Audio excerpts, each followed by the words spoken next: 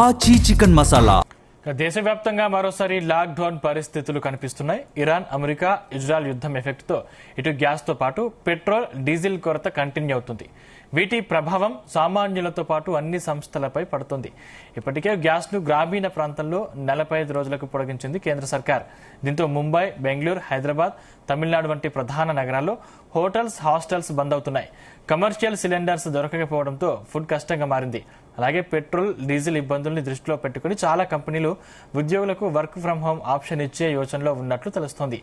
మరోవైపు ఇప్పటికే చాలా పెట్రోల్ బంకుల్లో నో స్టాక్ బోర్డులు కనిపిస్తున్నాయి.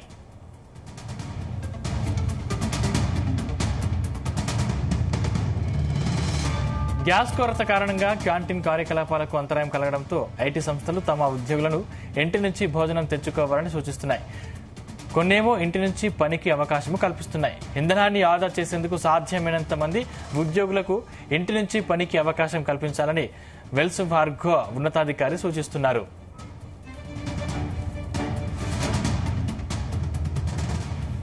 రైట్, ఇదే అంశానికి సంబంధించిన మరిన్ని పూర్తి డీటెయిల్స్ మా ప్రతినిధి యాకేష్ అందిస్తారు. యాకేష్. Good morning. ఈ గల్ఫ్ యుద్ధం ప్రభావం భారతదేశం మీద పెద్ద ఎత్తున కూడా చూపిస్తా ఉంది. ఈ నేపథ్యంలోనే దేశంలో రోజు రోజుకు పరిస్థితులు దిగజారిపోతున్నటువంటి పరిస్థితి. ఇప్పటికే గ్యాస్, పెట్రోలు, డీజిల్ ఇట్లా అనేక వస్తువుల మీద కూడా ప్రభావం చూపిస్తా ఉంది. ఇప్పుడు ప్రస్తుతం గల్ఫ్ యుద్ధ ప్రభావం భారతదేశంలో లాక్డౌన్ విధించే పరిస్థితులు కూడా కనిపిస్తున్నాయని ఆందోళన కలిగిస్తా ఉంది. ఇరాన్, అమెరికా, ఇజ్రాయెల్ యుద్ధం ఎఫెక్ట్ తో ఇప్పటికే గ్యాస్ తో పాటు పెట్రోల్, డీజిల్ కొరతలు కూడా ఏర్పడినటువంటి పరిస్థితి. వీటి ప్రభావం సామాన్యులతో పాటు అన్ని సంస్థలపై కూడా పడతా ఉంది. ఇప్పటికే గ్యాస్ ను గ్రామీణ ప్రాంతాల్లో కేంద్రం 25 రోజులకు పెట్టింది. దాని తర్వాతకి కొరత ఏర్పడినటువంటి తరుణంలో 45 రోజులకు కూడా కేంద్రం పొడిగించినటువంటి పరిస్థితి. దీంతో ముంబై, బెంగళూరు, హైదరాబాద్, తమిళనాడు వంటి ప్రధాన నగరాల్లో హోటల్స్, హాస్టల్స్ బంద్ అవుతున్నాయి. కమర్షియల్ సిలిండర్స్ దొరకడం లేదు. దీంతో తీవ్ర ఇబ్బందులు పడుతున్నారు.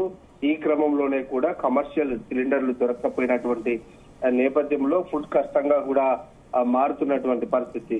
అలాగే పెట్రోల్, డీజిల్ ఇబ్బందులను కూడా దృష్టిలో పెట్టుకొని చాలా కంపెనీలు ఉద్యోగులకు వర్క్ ఫ్రం హోమ్ ఆప్షన్ ఇచ్చే యోచనలో ఉన్నట్లు తెలుస్తా ఉంది. మరొక వైపు ఇప్పటికే చాలా పెట్రోల్ బంకుల్లో కూడా నో స్టాక్ బోర్డులు కనిపిస్తున్నాయి. గ్యాస్ కొరత కారణంగా కూడా క్యాంటీన్ కార్యకలాపాలకు కూడా అంతరాయం కలగడంతో ఐటీ సంస్థలు తమ ఉద్యోగులను ఇంటి నుంచి భోజనం తెచ్చుకోవాలని ఇప్పటికే సూచించాయి. ఇంటి నుంచి పనికి కూడా అవకాశం కల్పించే పరిస్థితి కూడా కనిపిస్తా ఉంది. ఇంధనాన్ని కూడా ఆదా చేసేందుకు సాధ్యమైనంత మంది ఉద్యోగులకు ఇంటి నుంచి పనికి అవకాశం కల్పించాలని ఆయా కంపెనీలు కూడా సూచిస్తున్నాయి. గతంలో ఎప్పుడైతే కరోనా సమయంలో లాక్డౌన్ విధించడం, అప్పుడు కూడా జనాలు రోడ్ల మీదకి రాలేదు. ఎవరి ఇంట్లో వాళ్ళే వంట చేసుకొని తిన్నారు. ఆఫీసులకు సంబంధించి కూడా వర్క్ ఫ్రం హోమ్ చేసుకున్నటువంటి పరిస్థితి. ఇప్పుడు కూడా ఇంధనం ఖర్చులు పెరగడం, ఇంధనం ప్రస్తుతం కొంత అందుబాటులో లేకపోవడం, గ్యాస్ కొరత అయితే దేశాన్ని కుదిపేస్తుందని చెప్పుకోవచ్చు. చాలా ప్రాంతాల్లో ఇప్పటికే హోటల్స్, రెస్టారెంట్లు, కొన్ని హాస్టల్స్ లో కూడా మెనూను తక్కువ చేసినటువంటి పరిస్థితి. ఎక్కువగా కూడా గ్యాస్ మీద ఉడికేటువంటి ఆహార పదార్థాలను అటు హోటల్స్ గానీ, హాస్టల్స్ లో గానీ ఇప్పటికే వాటిని కుదించారు. దీంతో అటు ఉద్యోగులకు సంబంధించి కూడా ఇబ్బందులు తలెత్తుతున్నాయి.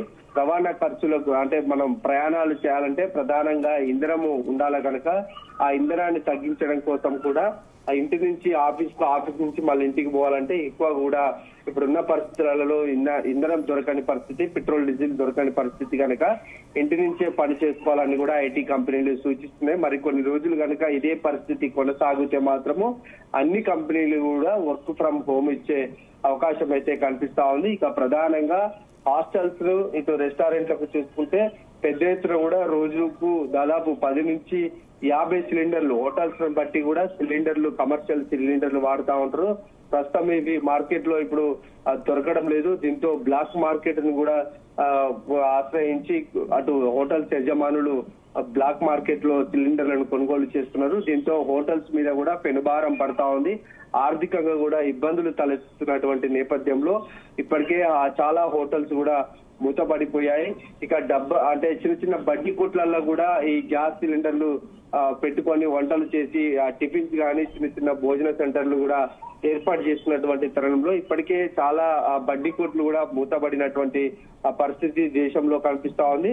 ఇంకా రోజు రోజుకు ఈ సిచ్యువేషన్ ఇంకా కొనసాగుతున్నటువంటి నేపథ్యంలో రానున్న రోజుల్లో కూడా గ్యాస్ కొరత, అటు డీజిల్ పెట్రోల్ ధరలు కూడా పెరిగే అవకాశం కనిపిస్తోంది కనుక ఇప్పటికే ప్రజలంతా కూడా తమకు అందుబాటులో ఉన్నటువంటి ప్రత్యామ్నాయ మార్గాలను అనుసరించాలి, వాటి ద్వారా తమ కార్యకలాపాలు కొనసాగించాలని ప్రభుత్వం కూడా సూచిస్తా ఉంది. గ్యాస్ నిల్వలకు సంబంధించి కేంద్ర ప్రభుత్వం కూడా నిల్వలు ఉన్నాయి, నిల్వల్లో ఎలాంటి ఇబ్బంది లేదని చెబుతున్నప్పటికీ కూడా క్షేత్రస్థాయిలో ప్రభుత్వం తీసుకుంటున్నటువంటి నిర్ణయాలు కొంత గ్యాస్ కొరత ఉందనేది అర్థమైతా ఉంది. ఎందుకంటే మొన్న గ్యాస్ బుకింగ్ కు సంబంధించి ఒక గ్యాస్ నుంచి ఇంకో గ్యాస్ కు సంబంధించి బుకింగ్ చేసుకోవాలంటే 25 రోజుల టైం ఉండే దాన్ని 45 రోజులకు పెంచినటువంటి తరుణం ఉంది. అయితే గ్యాస్ కొరత అనేది చాలా స్పష్టంగా కనిపిస్తా ఉంది. ఈ నేపథ్యంలోనే అటు ఎక్కువగా కూడా పనులకు వెళ్లే వారికి ఇబ్బంది కలిగే అవకాశం కనిపిస్తా ఉంది. ఇప్పట్లో యుద్ధం ముగిసే అవకాశం లేదు. అటు అమెరికా కలిసి ఇరాన్ మీద దాడి చేస్తున్నాయి.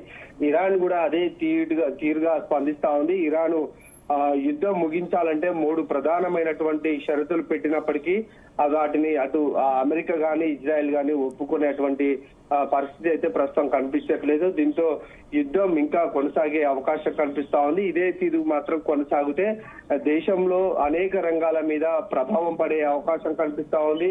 ఒక 2 వారాల నుంచి కూడా ఈ సిచ్యువేషన్ ఉంటున్నటువంటి క్రమంలో యుద్ధం మాత్రం 1-2 రోజులు గనక 2 నెలలు గనక కొనసాగితే మాత్రము ఈ ప్రభావం హోటల్స్ రంగం పూర్తిగా మూతపడే అవకాశం కనిపిస్తా ఉంది. అనేక మంది కూడా కోట్లాది మంది కూడా తమ వాహనాల ద్వారా ప్రయాణాలు చేస్తా ఉంటారు.